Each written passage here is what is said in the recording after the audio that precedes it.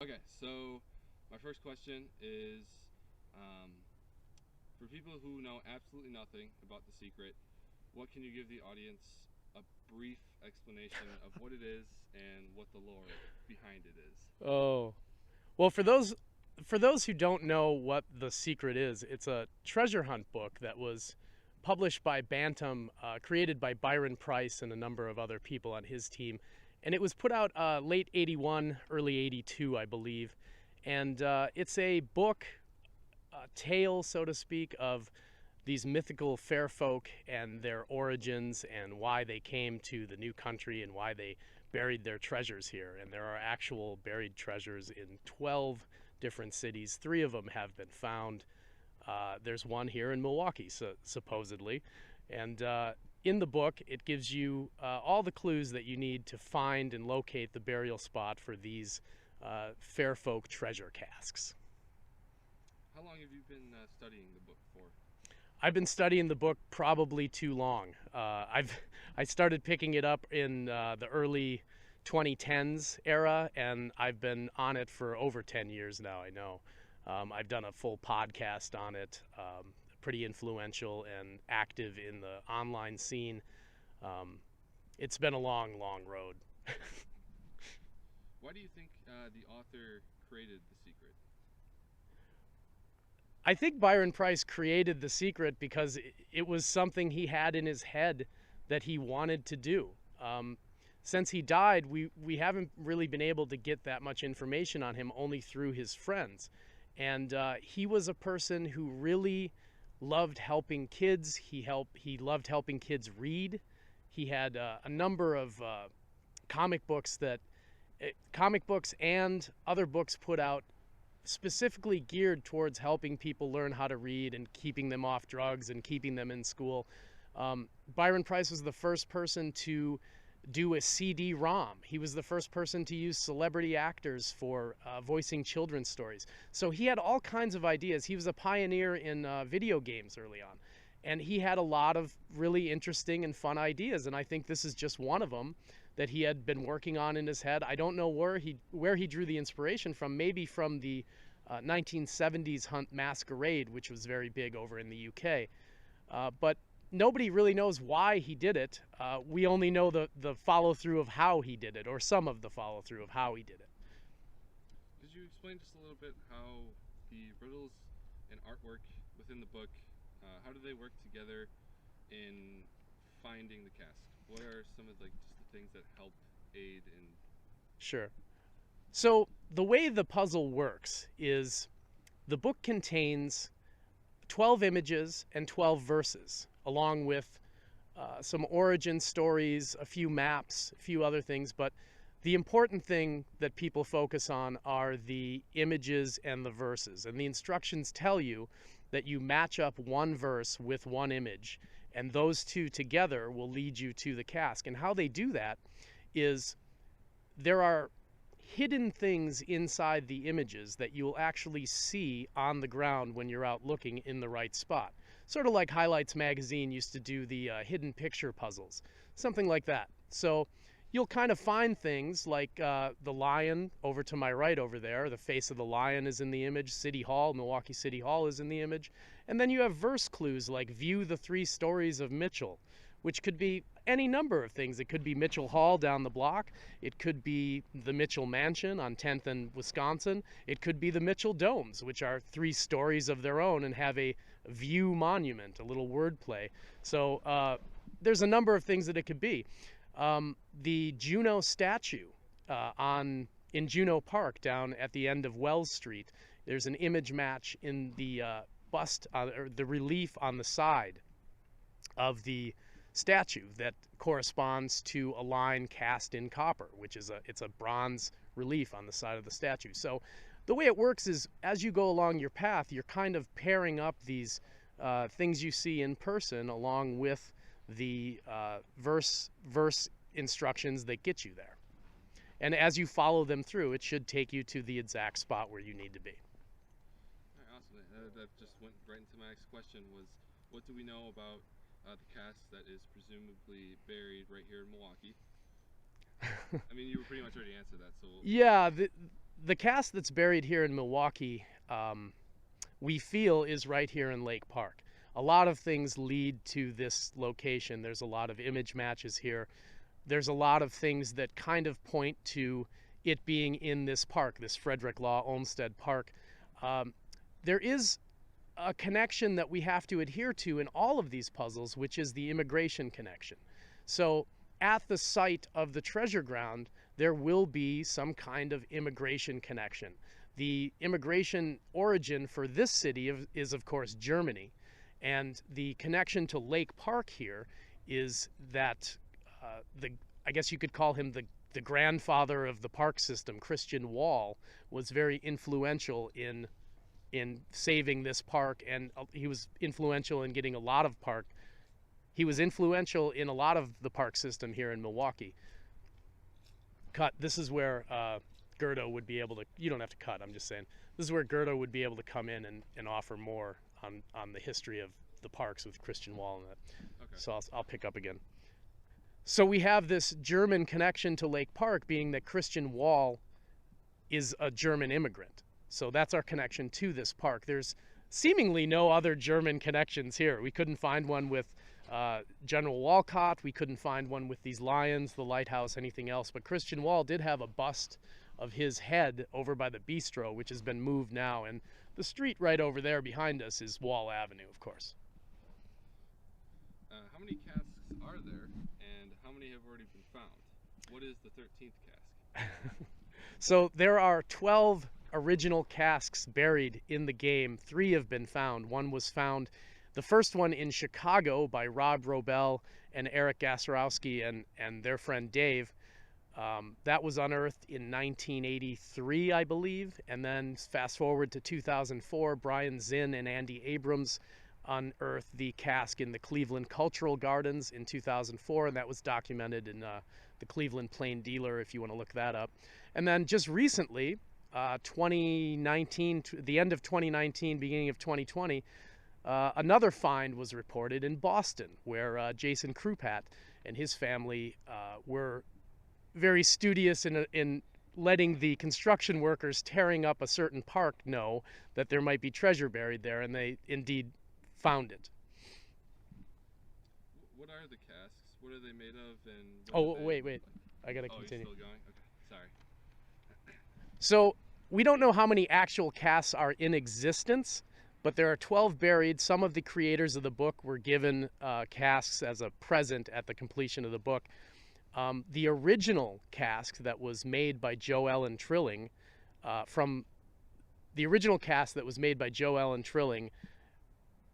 that was used for the mold for the other casks, which were cast in plaster, has been given to me, and I made a treasure hunt out of it, and that would be the 13th cask. So there is a treasure hunt going on right now for you to actually obtain the original cask that all the other 12 were made from, and you can find out information on that at kitpalinkar.com.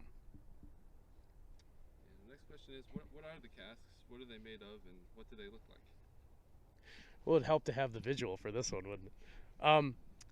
So you just describe it, and then I would show yeah, it. okay. The cask is a porcelain. How do I phrase this? Most of the casks are a plaster mold of this 4.5 to 5 inch tall ceramic container. Inside the container is a key, and that is what is used to turn in to get the gem for the prize. It also has a lid. The whole thing is about 5 to 6 inches tall by about 4 to 5 inches wide. And they're contained in plexiglass boxes, about 1/4 inch thick plexiglass boxes, buried no more than 3 to 3.5 feet in the earth. What value do they hold? Casks hold? Hey. Hello? I think you have to consider the value of the cask, I guess, is as priceless or as worthless as the person having it is.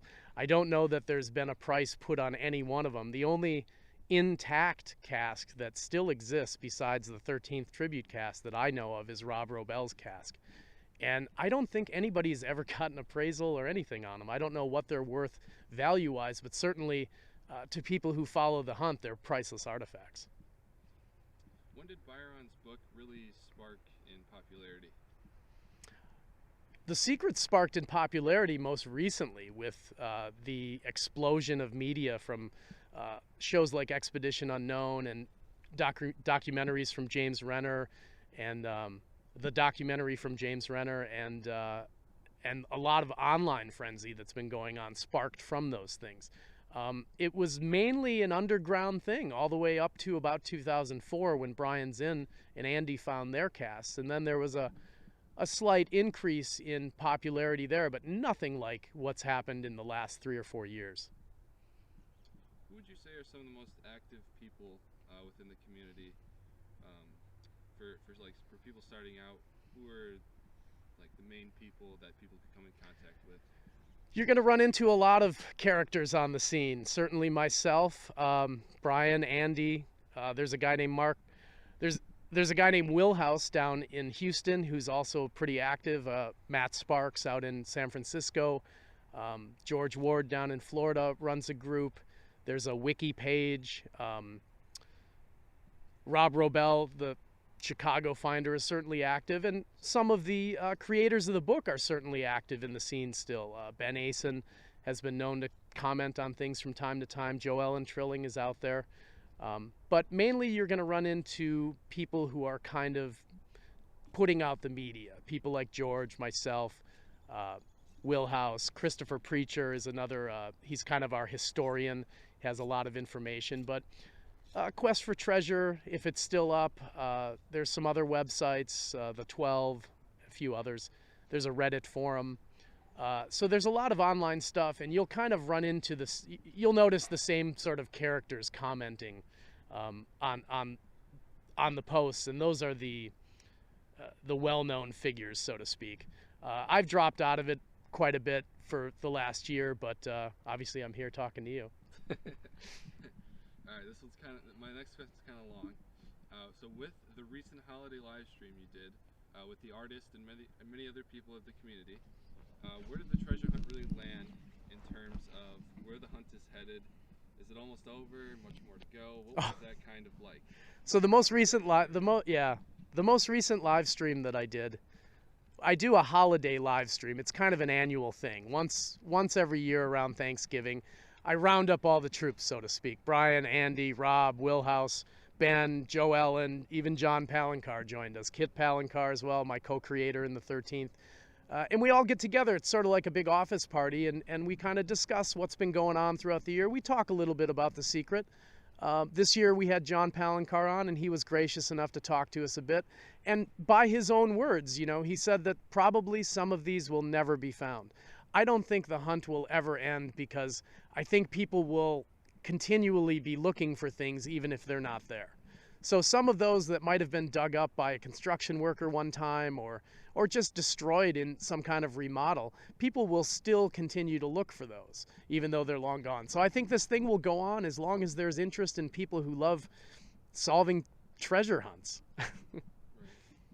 How can hunters who are just starting off get into the journey of trying to solve the riddles and artwork within the book?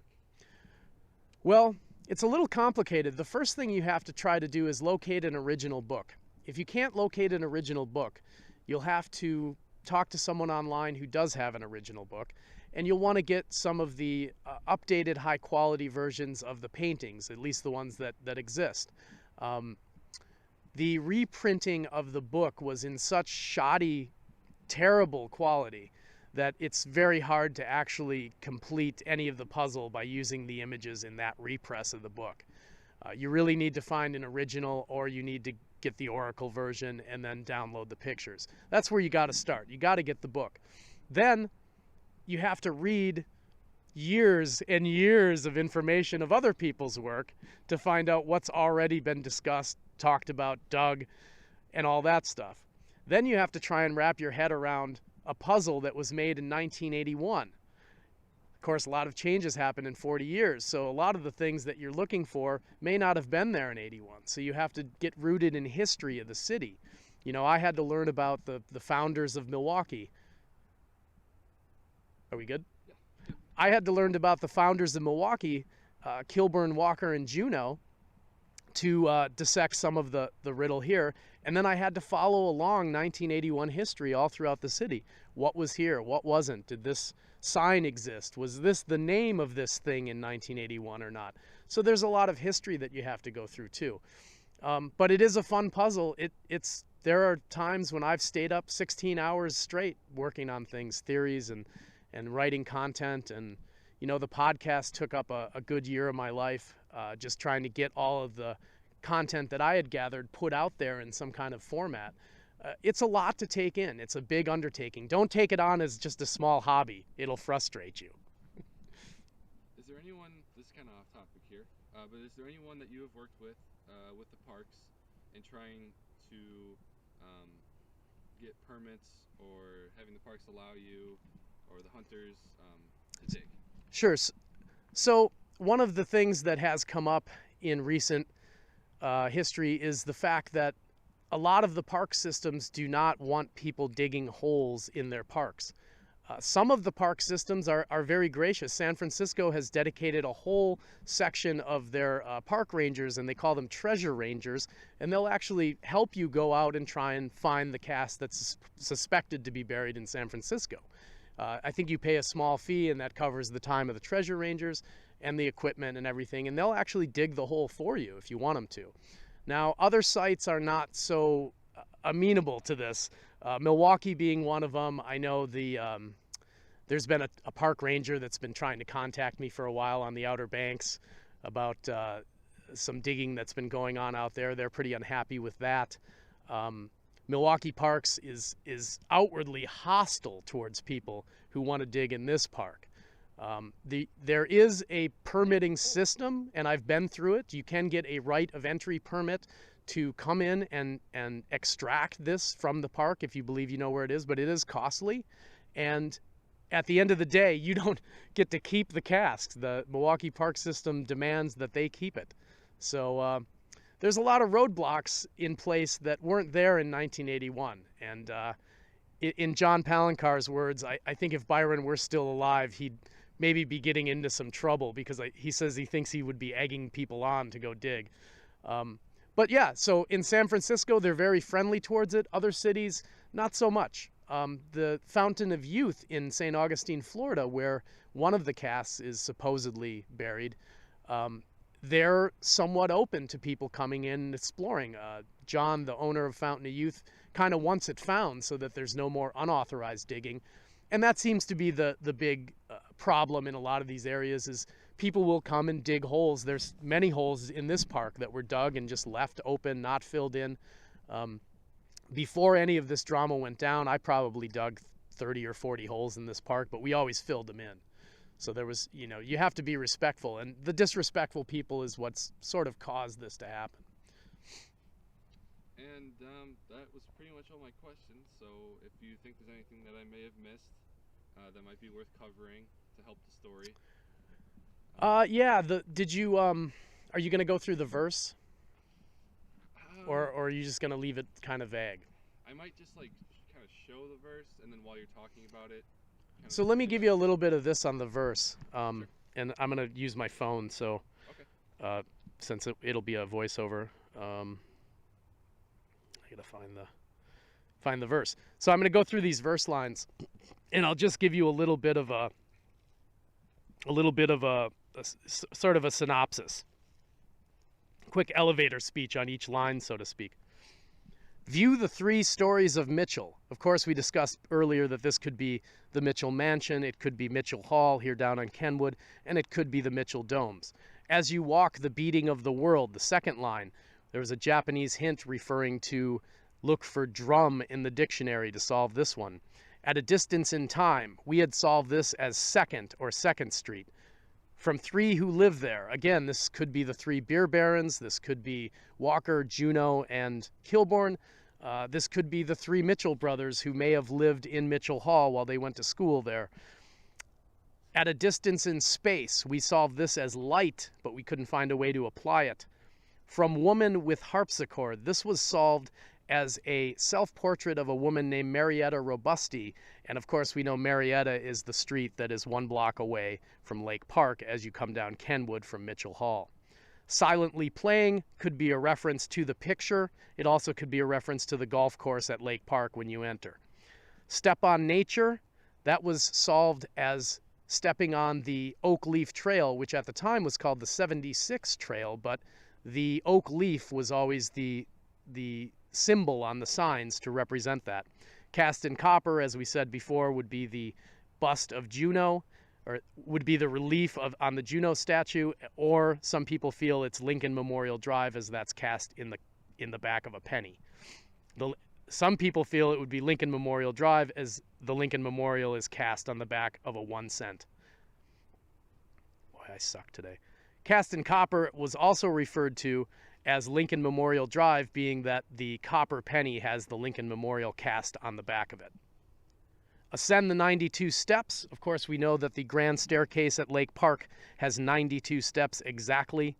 After climbing the grand 200, again a reference to the grand staircase, and 200 degrees on a compass sends you off towards Walcott and the Lions Bridges and the North Point Lighthouse. Pass the compass and reach. Again, the compass, a word play on the North Point Lighthouse. The lighthouse. Pass the compass and reach. Again, a word play on the North Point Lighthouse, as a compass always points north. The foot of the culvert, that would be the Lions Bridge ravine. Below the bridge, again, another reference to the Lions Bridge, which you're at when you get to the lighthouse. Walk 100 paces southeast over rock and soil. That would have been the South Ravine Trail, which at the time was just a washout of rocks and soil. There was no sculpted path that was like there is now down there. To the first young birch, this seems to be a point of contention. We didn't find a whole lot of birch trees along this path, but the very first penny, the U.S. penny, was the John Birch penny. Pass 3 staying west. This part, some people feel it's the par 3 golf course in Lake Park. Some people feel that it's a set of numbers on the Lions Bridges. Some people feel that it's a set of 3 symbols on the north end of the Erastus Walcott Monument. You'll see a letter from the country. Of course, there's 3 letters on the south end of the Walcott Monument. Of Wonderstone's hearth, the whole Walcott Monument porch is shaped like a fireplace hearth. On a proud tall fifth, that seems to refer to one of these 8 lions that we're standing around here now. At its southern foot, the treasure waits. So it's the southern foot of something, a lion, Walcott, who knows?